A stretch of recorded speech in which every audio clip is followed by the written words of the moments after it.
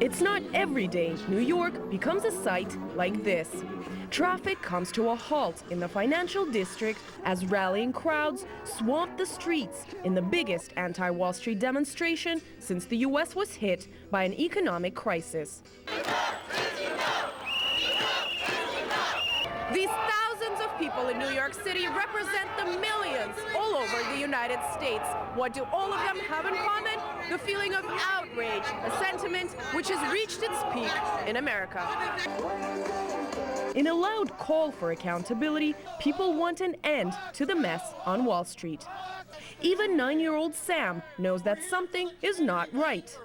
They're just doing the reverse of Robin Hood. They're stealing from the poor who need all their things to live and giving it all to the rich. Makes no sense.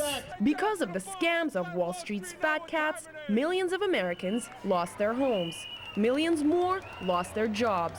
When the top 1% of wealth in this country controls political decisions, when the money that comes straight out of banks goes to bonuses instead of taking care of some of the problems that we need, and that same money goes to pay for the politicians that make those decisions, people should be damn annoyed. Instead of bailing out the people, the U.S. government made the taxpayer foot the bill for the too-big-to-fail companies.